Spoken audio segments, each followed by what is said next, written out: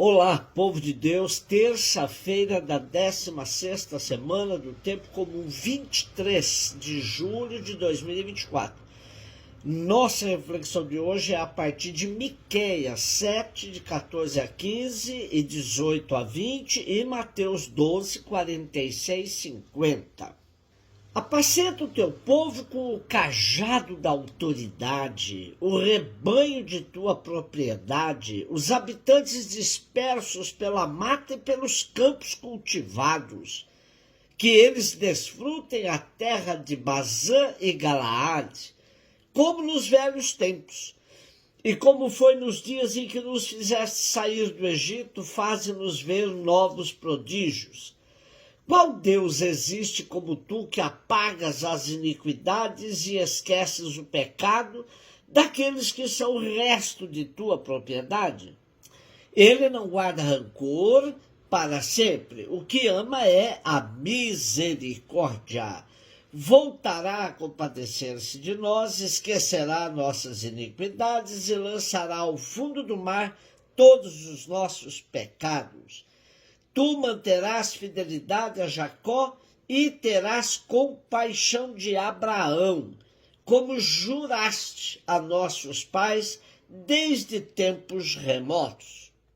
Miqueias era originário de Morastigat, 35 quilômetros de sudoeste a sudoeste de Jerusalém, uma região montanhosa, e nosso profeta tem características de um camponês, que conhecia com exatidão os abusos que havia na capital e talvez alguns que ele próprio tivesse mesmo sofrido. Foi profeta no período do rei Ezequias, no século VIII a.C., e exerceu seu ministério na sua terra natal com algumas incursões em Jerusalém. O livro está organizado assim. Os 3 primeiros capítulos condensam palavras de invectiva e de ameaça contra Israel e Judá. Nos capítulos 4 e 5 aparecem promessas. Depois de 6, versículo 1 até 7, palavras de exortação, de invectiva e de ameaça. Por fim, 7 de 8 a 20, promessas. Aqui está o texto de hoje. Miqueias 7, de 8 a 20. Trata-se de uma liturgia profética composta de um cântico de confiança, de um oráculo de salvação, de uma prece a modo de um cântico de lamentação coletivo e de uma declaração de firme certeza de que Deus haverá de atender. Os exegetas afirmam que somente o texto das invectivas contra Israel e Judá, dos 3 primeiros capítulos, são autênticos de Miqueias, tudo mais acréscimos até pós-exílicos. Próprio de Miqueias é a forte afirmação de que Javé perdeu a paciência quando declara: vós não sois absolutamente meu povo.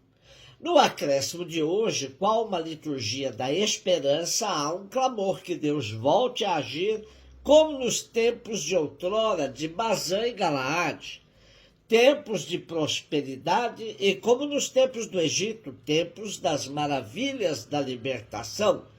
Assim todos saberão que não há outro Deus senão o Deus de Israel, que perdoa seu povo e se mantém fiel às promessas feitas aos patriarcas, fazendo com que a misericórdia suplante a ira, o perdão jogue para o fundo do mar todos os pecados do povo.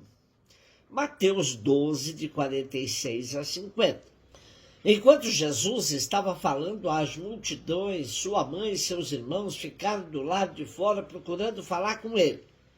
Alguém disse a Jesus: olha, tua mãe e teus irmãos estão aí fora e querem falar contigo.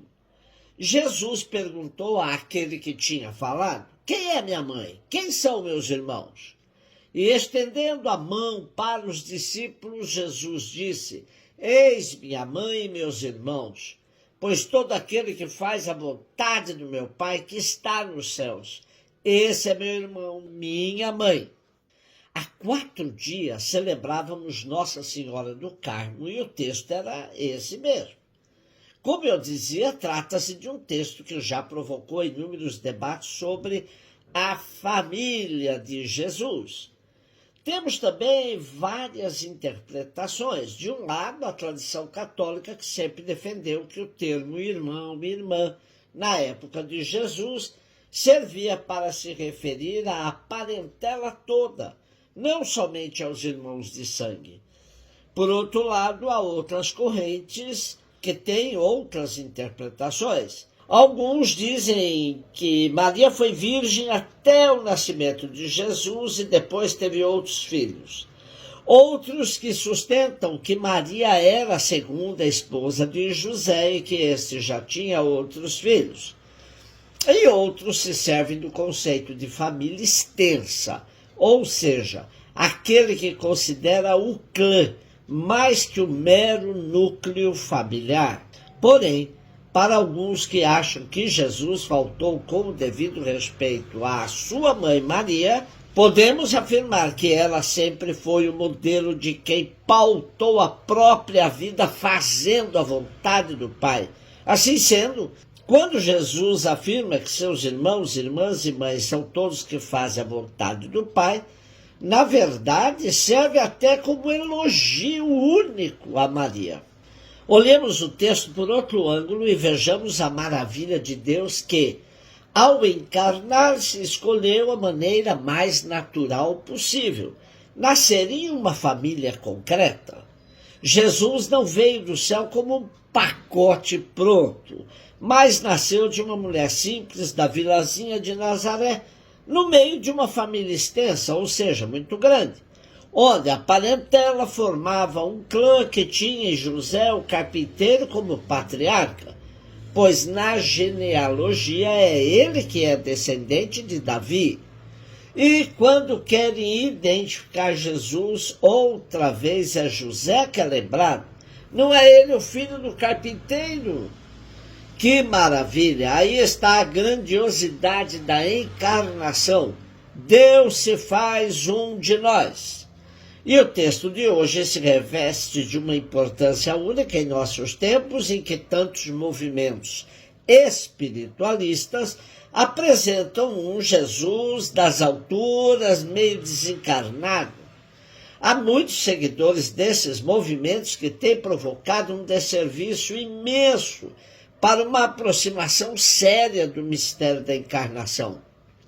No nascimento de Jesus, a ternura da criança esconde muitas vezes a realidade de Deus que se faz carne e arma sua tenda entre os humanos, numa família normal.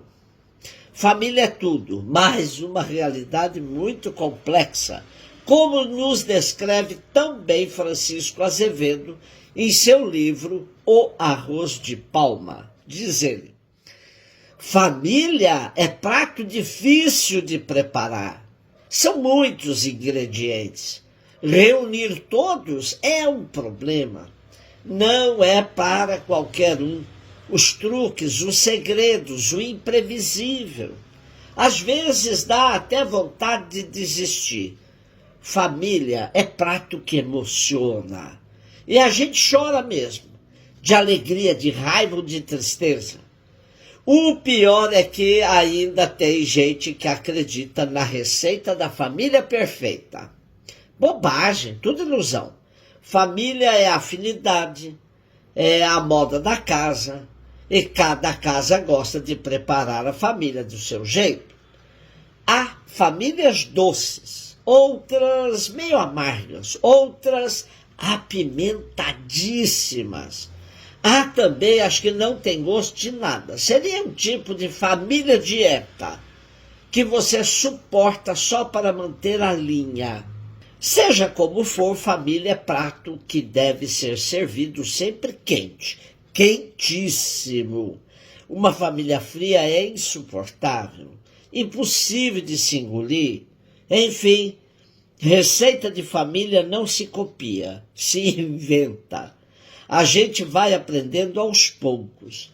improvisando e transmitindo o que sabe no dia a dia. Muita coisa se perde na lembrança. Aproveite ao máximo.